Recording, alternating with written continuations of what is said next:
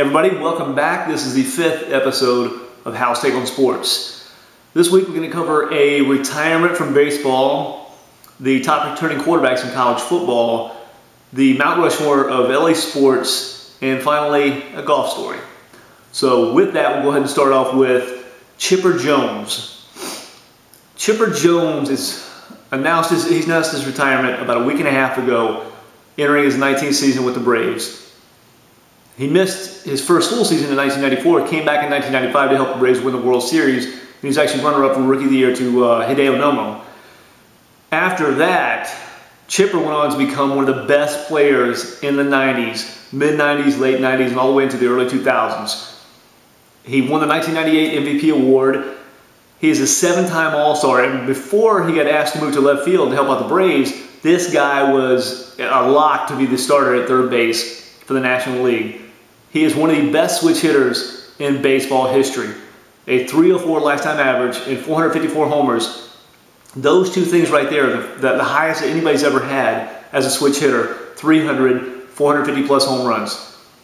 What's funny about it is he spent a good portion of his career injured. Since 2004, he's missed 314 games, which is about the equivalent of two full seasons of baseball. He has averaged 31 homers and over 90 RBIs a year over his last 18 years. If you add those into what he's doing right now or what he's done, he's at 500 homers and he's approaching 3,000 hits.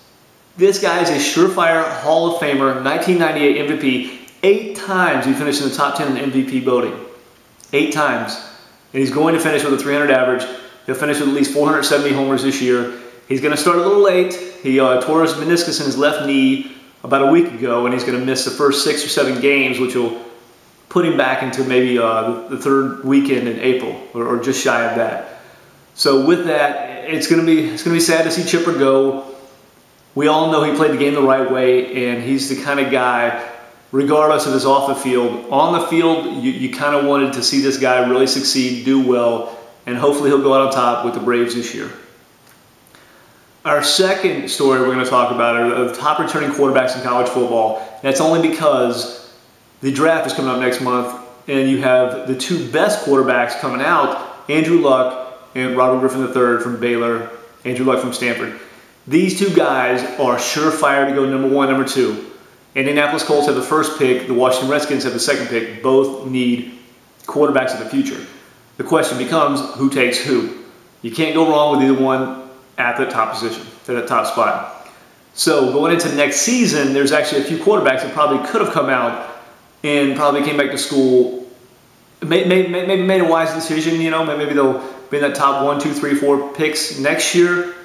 Either way, these are the top quarterbacks as I see going into next year. Matt Barkley, USC, 38 touchdowns last year. And guess what? Matt Barkley would have come out first rounder himself. But he decided to come back. He's playing with Lane Kiffin. Lane Kiffin has got him loaded amounts of talent all over the field. This guy's going to throw 35, 40 touchdowns again and be the best quarterback in college football. Right after that, I think it's Tyler Wilson from Arkansas. He had 24 touchdowns last year, and he'll probably throw a good portion more this year just because of the offense he plays in. Bobby Petrino throws the ball all over the field.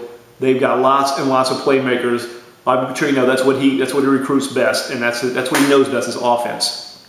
After that, I think you go to Taj Boyd from Clemson, who had 33 touchdowns last year and probably is the best overall athletic quarterback in the nation. The guy can get out, he can run, plus he's got a great arm, he throws a great deep ball, and he's a very smart football player. After that, it's a guy that missed a lot of last year. He got hurt in the 4th game of the season, I want to say. Tyler Bray, the 6'6", right-hander from Tennessee. This guy has got an incredibly accurate and cannon of an arm. This guy could throw it deep downfield. The only problem is he plays at Tennessee. So it makes you wonder, Derek Dooley, have you done enough to put some talent around him, and can you bring Tyler Bray back to the forefront of the conversation of best quarterbacks in the nation? If he's got anybody there with him, guess what? He is one of the best quarterbacks, and he will go high in next year's draft regardless. After that, there's not a 5th player, but there's 2 players that I'm considering 5A, 5B. One is Aaron Murray at Georgia, who's going to put up monster numbers because of the offense that Mark Richt allows him to function in. he may throw for 3,500 yards this year and 30-plus touchdowns. And the guy's got a great arm. He can step into the pocket and make throws like nobody can. And I think Georgia's schedule probably sets up a little bit better this year than it would have in the past. And he's probably looking for a big season, maybe SEC championship game for Georgia.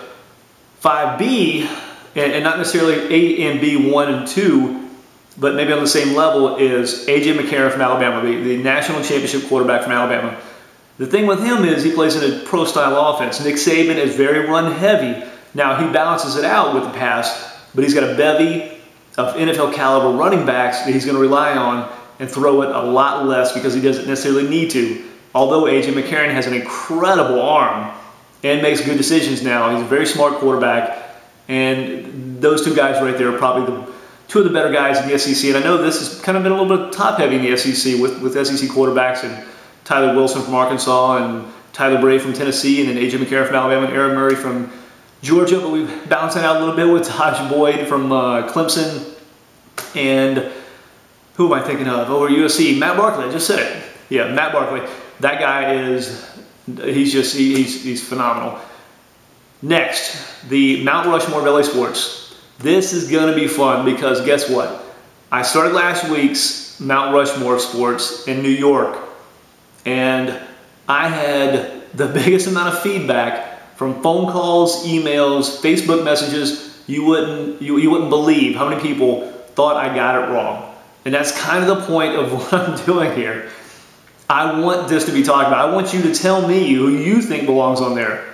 Instead of just going, oh, that's good. That sounds good. That sounds about right. Because guess what? I don't necessarily know. This is just my opinion. This is who I believe belongs on there. So with that, the first person on that Mount Rushmore of LA Sports, Kobe Bryant. I think it's a no-brainer. 12-time All-Star, 5th all-time leading scorer in NBA history, and a 5-time champion. Kobe is arguably one of the top 2 players in NBA of the last decade, maybe 15 years, and possibly in basketball history, top 10 easily. Right beside him, another former LA Laker and Hall of Famer, Magic Johnson. Another 5-time NBA champ, 1992, Dream Teamer, like I said, a Hall of Famer. He's 4th all-time in assists, and that guy ran Showtime. And guess what? The guy just led a group that bought the LA Dodgers for $2 billion. Guess what? The LA Dodgers are about to come back to relevance, to prominence, and Magic is going to spearhead this whole thing.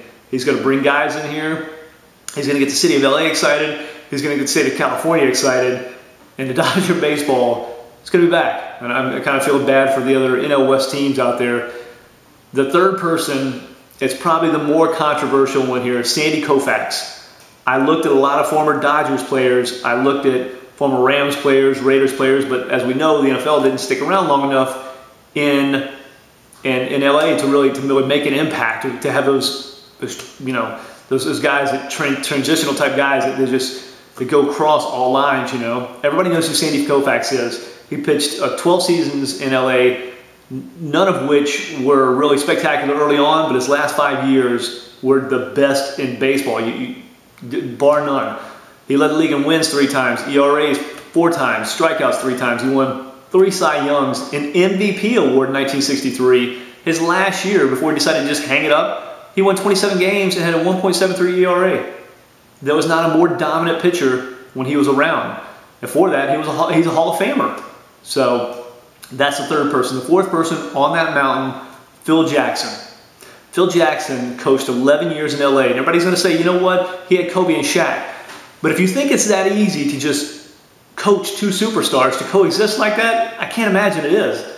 Because we know the egos that both of them carried. And not only that, you had a bench of guys that weren't necessarily the best bench players in the league, but Phil Jackson got the most out of them because of his offense, and guys that wanted to come play for him would play all out for him. Shaq and Kobe won a lot of games together. Phil Jackson is the one who spearheaded it all. 5 NBA championships. He actually lost in 2 other NBA finals. People kind of forget that. He's been in 7 NBA finals in his 11 years, and he averaged 55 wins a year. So Phil Jackson's the last person on that Mount Rushmore Sports in LA. The last thing I want to talk about is Tiger Woods. Tiger Woods won the Arnold Palmer Invitational last week, He took home $1.08 million, not that that matters, but he won, he won by 5 strokes over Graham McDowell. He had a 13-shot under score at the end, and this guy looked like the Tiger of old. He looked like a winner, a beast. He looked every bit ready to dominate golf again.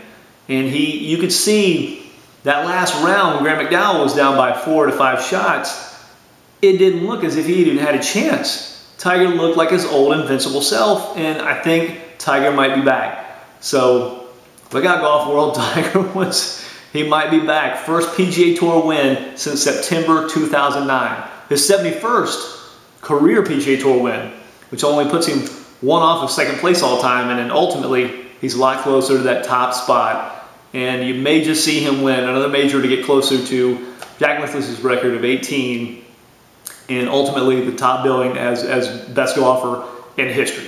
So that's what I wanted to cover today. One more thing I will say though, the Final Four is set to start tomorrow. You have Kentucky and Louisville in the first game, and Ohio State and Kansas in the second game. Both very good matchups. The first one obviously the more intriguing because of Rick Pitino, John Calipari, the old versus the new, the interstate rivalry, and guess what? If anybody's got a fighter's chance against Kentucky, it is Louisville. They have that, they just seem to have that edge against the Kentucky that they seem to play with. And I think it's coaching, and I think it's also the fact that they're from the same state, and they've always played that little underdog role to perfection. And Louisville is a very big-time basketball program anyway. So I think that's going to be a great game. Ultimately, I think Kentucky still wins out. That's my pick. That was my pick in the beginning. So hopefully my bracket ends up as it should with Kentucky on the top. And that'll make for icing on the cake Monday night, national championship game. I'm still predicting Kentucky, and I was predicting formerly UNC, but I'll go ahead and go with Kansas on the other side of that bracket. National championship game Monday night. So with that, I'll go ahead and say thank you again for watching. Have a good week. We'll see you next time. Bye.